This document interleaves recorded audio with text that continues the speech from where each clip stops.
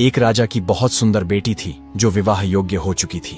राजकुमारी इतनी सुंदर थी कि उसकी सुंदरता के चर्चे दूर दूर तक फैले थे। उसी राज्य के एक पड़ोसी राजा के 3 बेटे थे और वे भी सयाने थे। तीनों ने रूपसी राजकुमारी की सुंदरता के किस्से सुने थे और तीनों ही उससे विवाह करने के इच्छुक थे। एक दिन हिम्मत करके वे तीनों राजकुमारी के पिता के सामने जा पहुंचे और अपनी अपनी इच्छा प्रकट की। उन्होंने राजा से कहा कि वे तीनों चाहते हैं कि राजा उनमें से किसी एक को अपनी पुत्री के वर के रूप में चुन ले। राजकुमारी के पिता ने समझदारी से काम लेते हुए कहा, जहाँ तक मेरे विचार की बात है, मेरे लिए तुम तीनों ही बराबर हो। मैं तुम में से किसी को भी दूसरे से श्रेष्ठ नहीं मानता। मैं तुम्हारे बीच किसी प्रकार का मनमुटाव नहीं होने देना चाहता। मेरी राय यह है कि तुम तीनों 6 महीने का समय लो और दुनिया की सैर पर निकल जाओ। 6 महीने बाद जो राजकुमारी के लिए सबसे अच्छा उपहार लेकर आएगा वही मेरा दामाद बनेगा। इस बात पर तीनों राजकुमार राजी हो गए। वे राजमहल से बाहर निकले और पहले चौराहे पर पहुंचकर अलग अलग दिशाओं में जाने को तैयार हो गए। उन्होंने अपने अपने घोड़े लिए और निकल पड़े। यह तय किया गया कि 6 महीने बाद वे सभी इसी चौराहे के पास की सराय में वापस आकर मिलेंगे। अब बात करें सबसे बड़े राजकुमार की। वह 5 महीनों तक शहर शहर गांव गांव भटकता रहा, लेकिन उसे ऐसी कोई चीज नहीं मिल पाई जिसे वह उपहार के रूप में लेकर लौट सके। 6ठे महीने की एक सुबह उसे एक फेरी वाले की आवाज सुनाई दी, कालीन ले लो कालीन, बहुत उम्दा कालीन है, बहुत काम की कालीन है। राजकुमार ने उस कालीन वाले की ओर देखा। कालीन वाले ने पूछा, क्या आप यह खूबसूरत कालीन खरीदेंगे? राजकुमार बोला, नहीं नहीं, मुझे किसी कालीन की जरूरत नहीं है। हमारे महल में तो रसोई घर तक में कालीन बिछे हैं। इस पर कालीन वाला बोला, आपकी बात तो ठीक है, पर आपके घर में जादुई कालीन तो नहीं होगा। अब राजकुमार की उत्सुकता जागी। वह बोला, ऐसा क्या खास है इस कालीन में? कालीन वाला बोला, आप जब इस कालीन पर कदम रखते हैं तो यह उठकर आपको आपकी मनचाही जगह पहुंचा सकता है, चाहे वह कितनी भी दूर क्यों न हो। यह सुनकर राजकुमार फूला नहीं समाया। यह तो एकदम नायाब चीज है, इसका दाम बताइए। कालीन वाला बोला, 100 सोने के सिक्के। राजकुमार ने कहा, ठीक है, और तुरंत 100 सोने के सिक्के गिनकर दे दिए और वह कालीन ले लिया। राजकुमार ने जैसे ही कालीन पर अपने पांव रखे, वह जंगल, पहाड़, नदियां पार करता हुआ उसी सराय में पहुंच गया जहां तीनों भाइयों ने मिलने का निश्चय किया था। अब भी उसके दोनों छोटे भाई वहां पहुंचे नहीं थे। अब बात करें मंझले राजकुमार की। वह भी लगभग 6 महीने तक इधर उधर भटका, आसपास के कई देशों में घूमता रहा,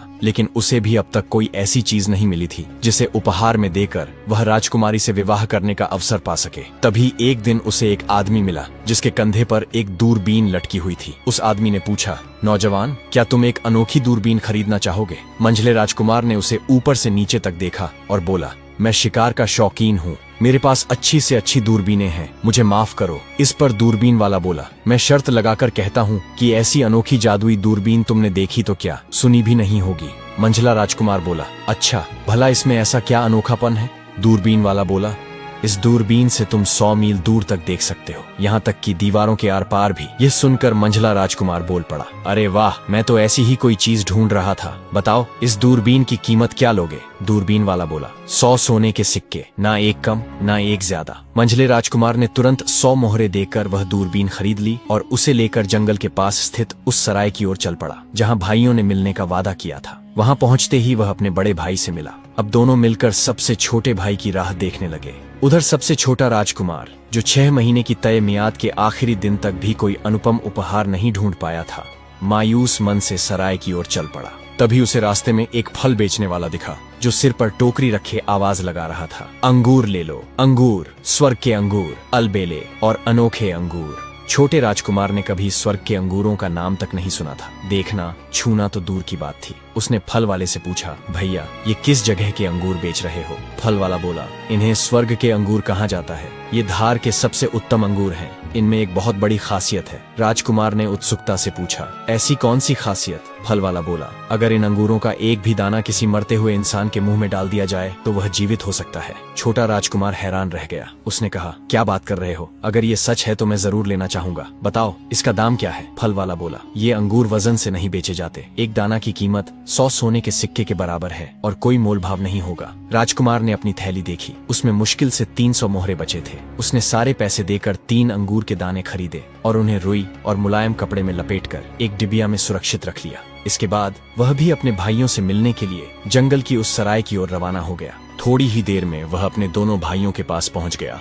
सराय में तीनों भाई आपस में प्रेम से गले मिले। कुशल क्षेम पूछने के बाद उन्होंने एक दूसरे के उपहारों के बारे में जानना चाहा। सबसे बड़ा भाई बोला, मैं तो एक कालीन लाया हूँ, मंझला बोला, मैंने एक अद्भुत दूरबीन खरीदी है। सबसे छोटा मुस्कुराकर बोला, मैं तो बस कुछ अंगूर लेकर आया हूँ। थोड़ी देर बाद किसी भाई ने कहा, घर छोड़े बहुत दिन हो गए हैं, सोचता हूँ सब लोग कैसे होंगे, बड़ी याद आ रही है। तब मंझले भाई ने अपनी दूरबीन निकालकर उसे राजधानी की ओर मोड़ा। उसने देखा सब कुछ ठीक ठाक चल रहा था। वह मन ही मन बहुत खुश हुआ। फिर उसने धीरे से दूरबीन की दिशा राजकुमारी के महल की ओर मोड़ दी। उधर नजर जाते ही वह अचानक चीख पड़ा। उसकी चीख सुनकर दोनों भाई घबरा गए और बोले, क्या हुआ भाई, सब ठीक तो है? मंझला राजकुमार घबराते हुए बोला, मैं उस राजकुमारी का महल देख पा रहा हूँ जिससे हम तीनों शादी करना चाहते हैं।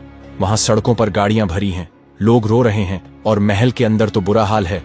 राजकुमारी के पलंग के पास वैद्य और हकीमों का जमघट लगा है, यहाँ तक कि पुरोहित भी वहाँ दिखाई पड़ रहा है। राजकुमारी पलंग में कमजोर, दुबली पतली और बेसुध पड़ी है। ऐसा लगता है कि मौत की छाया उस पर पड़ गई है। तभी सबसे छोटा राजकुमार बोला, भाइयों जल्दी करो, ऐसा लगता है वह बचेगी नहीं, हमें जल्द ही वहाँ पहुँचना होगा। मंझला राजकुमार बोला, वहाँ पहुँचना नामुमकिन है, वह यहाँ से कम 50 मील दूर है। तो बड़ा भाई बोला, घबराओ मत, हम वहाँ जरूर समय पर पहुँच जाएंगे। मेरे पास ये जादुई कालीन है, तुम दोनों भी मेरी कालीन पर आ जाओ। तभी तीनों भाई कालीन पर चढ़ गए और कालीन उड़ चला हवा में। कुछ ही देर में वह राजकुमारी के कमरे की खिड़की से होता हुआ उसके पलंग के पास आ उतरा। वहाँ वह ऐसा लग रहा था मानो एकदम साधारण कालीन है। उन्होंने देखा कि राजकुमारी बेसुध पलंग पर लेटी है। तभी सबसे छोटे राजकुमार ने अपनी डिबिया से अंगूर के वे 3 दाने निकाले और उनके ऊपर से रुई हटा दी। उसने जल्दी से स्वर्ग के अंगूर का एक दाना राजकुमारी के मुंह में डाला। जैसे ही अंगूर राजकुमारी के गले से नीचे उतरा, उसने आंखें खोल दी। तभी राजकुमार ने उसके मुंह में दूसरा अंगूर का दाना रख दिया।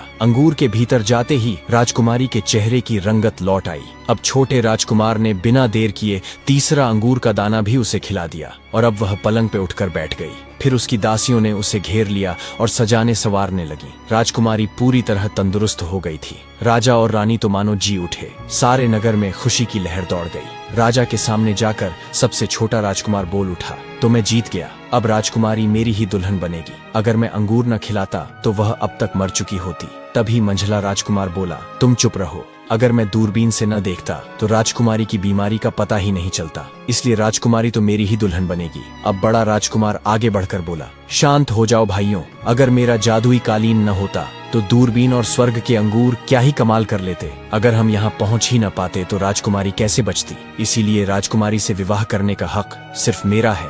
जब राजकुमारी के पिता ने यह सब देखा तो उसे समझ आ गया कि उपहार की शर्त रखकर उसने जो मनमुटाव टालना चाहा था वही अब भाइयों के बीच विवाद और क्रोध का कारण बन गया है। तीनों भाई एक दूसरे की जान लेने पर उतारू हो गए थे। राजा को यह भी पता था कि राजकुमारी का एक प्रेमी था जिससे वह प्यार करती थी। इस संकट से बचने के लिए राजा ने अपनी बेटी का विवाह उसी युवक से घोषित कर दिया जिससे राजकुमारी प्रेम करती थी। यह सुनकर तीनों राजकुमार दंग रह गए और अगले ही दिन राजकुमारी की शादी उस युवक से कर दी गई। अब तीनों राजकुमार 6 महीने बाद अपने पिता के राज्य में अपना लटका हुआ मुंह लेकर वापस लौट आए। तो दोस्तों, आप हमें कमेंट सेक्शन में बताएं, अगर आप राजा की जगह होते तो क्या निर्णय लेते। एक बार फिर यहाँ तक बने रहने के लिए मैं आपको दिल से धन्यवाद करता हूँ।